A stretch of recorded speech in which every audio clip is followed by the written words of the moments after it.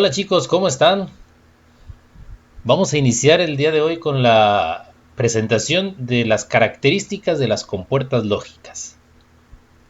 Para ello, pues iniciaremos diciendo que dentro de los circuitos integrados de la electrónica digital podemos encontrar principalmente dos tecnologías: semiconductor complementario de óxido metálico, que es la tecnología CMOS, o la lógica transistor a transistor, que es la tecnología TTL.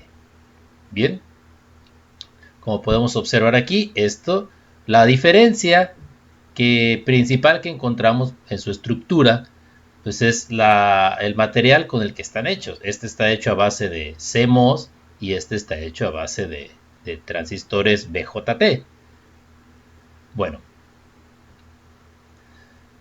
eh, vamos a hablar nosotros principalmente de lo que son los transistores o la lógica TTL.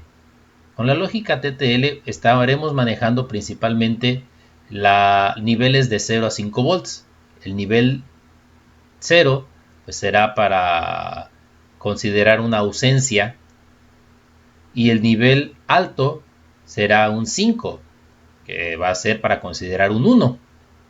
Entonces, quedando claro, un 0 va a ser considerado un 0 lógico y 5 volts va a ser considerado un 1 lógico. Sin embargo, difícilmente vamos a poder encontrar una fuente que nos dé exactamente 5 volts. Por ello, se manejan ciertos niveles de voltaje. Una compuerta comúnmente tiene entradas, puede tener desde 2 hasta n, y solo va a tener una salida, lo que son las compuertas básicas. La compuerta AND, la compuerta OR, la compuerta NAND, NOR, la OR exclusiva, entre otras. Bien, esta considera un 1 lógico en una entrada cuando le llega un nivel de voltaje que va de entre 2 y 5 volts, y considera un 0 cuando le llega un nivel de voltaje entre 0.8 y 0 volts. Hay un rango de voltaje que se considera no permitido o que la compuerta no va a saber qué hacer, y es el rango de voltaje que va desde 0.8 hasta 2 volts. Este rango de voltaje la compuerta lo toma como no determinado, no definido, no sabe si es un 0 o es un 1. A la salida, estas compuertas en los niveles de 0 a 5 volts, que es el TTL de la serie 74, pues un 1 lo va a considerar o va a enviarnos un 1 desde 2.4 hasta 5 volts. Y un 0 va a ser considerado o nos va a enviar niveles desde 0.4 hasta 0 volts. Los niveles que van de 0.41 a 2.39 son considerados como inestables, no determinados, es decir, la compuerta no sabe qué valor tomar en este rango de valores. Entonces, aclarando un poco nada más, en las entradas, una entrada puede recibir valores de 1 si llegan niveles entre 2 y 5 volts, y niveles de 0, niveles de voltaje de 0 y 0.8. Tenemos rangos para determinar los niveles, y a la salida nos va a dar para un 1 un rango de voltaje que puede ir entre 2.4 y 5 volts, y para un rango de salida de 0 a 0.4. Sin embargo, siempre es importante que vayamos a las hojas de datos.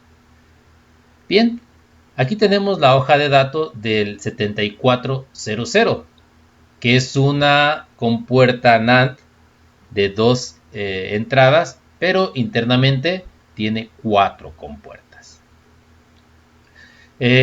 Algo importante que podemos observar aquí es el voltaje de alimentación.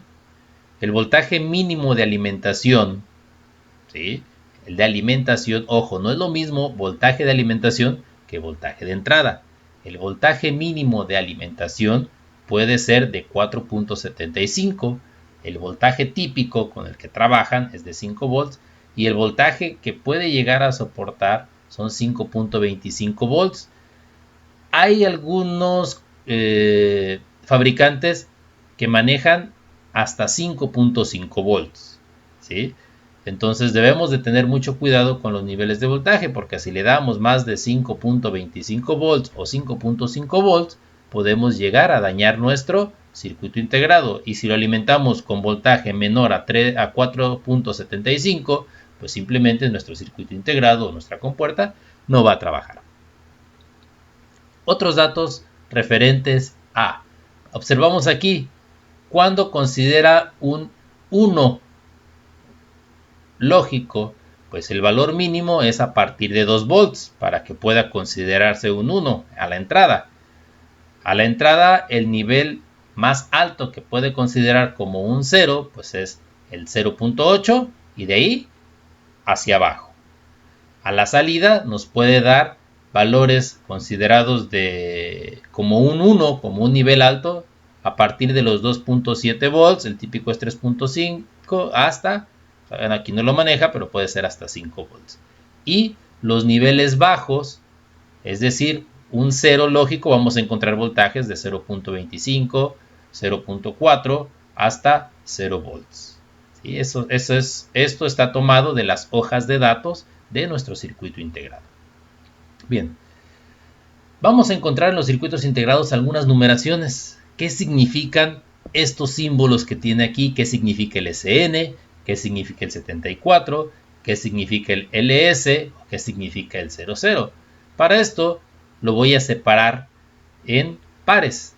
El SN, las primeras dos letras, siempre van a corresponder al fabricante, ¿sí? Estas varían de acuerdo al fabricante. Aquí puede ser SN, puede ser LM, puede ser UA, entre otras, ¿sí? Enseguida vamos a encontrar el 74. Esta es una familia de circuitos integrados, la familia 74. Y la familia 74 nos indica que es tecnología TTL, ¿sí?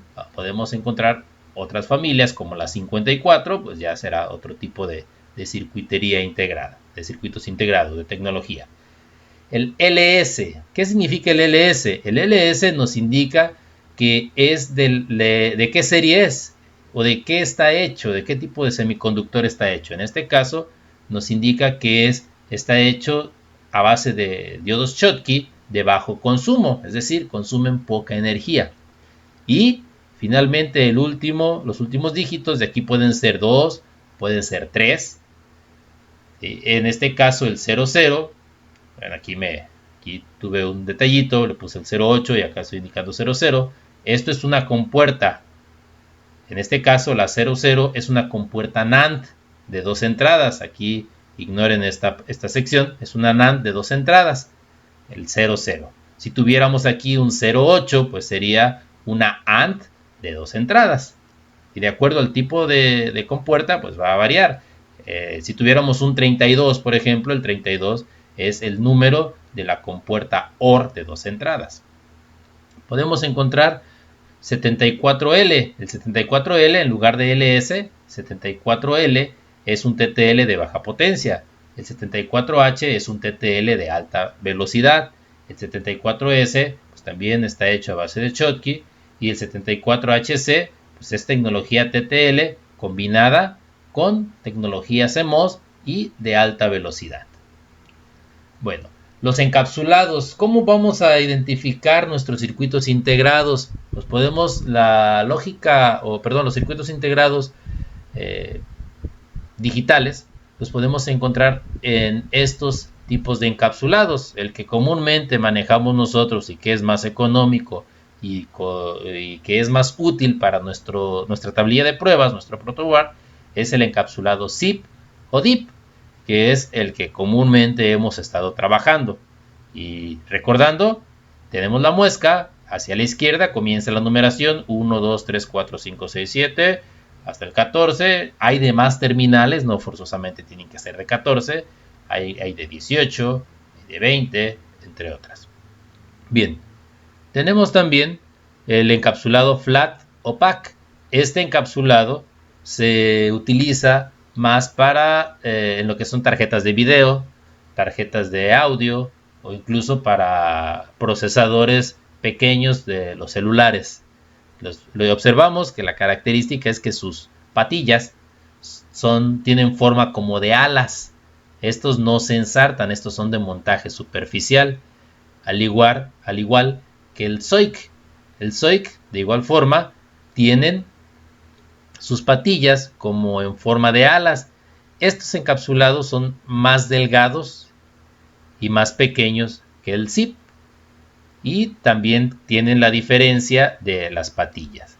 Y tenemos el encapsulado PLCC. El PLCC es un encapsulado que va en un rack. Se mete a presión en un socket. Observamos para identificar las patillas, en este caso para el flat, tiene su muesca y a partir de la muesca es el 1, 2, 3, 4 y así se cuenta. El Zoic es igual que el Zip o Dip, la muesca a la izquierda y contamos. Y para el PLCC tiene una muesca donde vamos a encontrar el número 1. Observen, aquí está la muesca. Entonces en este caso la muesca estaría por aquí así y aquí está el número 1, 2, 3, 4 y hacia la izquierda.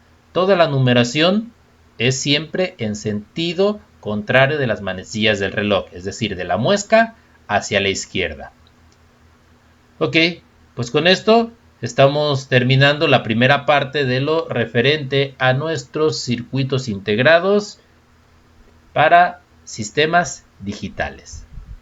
Que tengan un excelente día. Saludos de su profe Arreguín.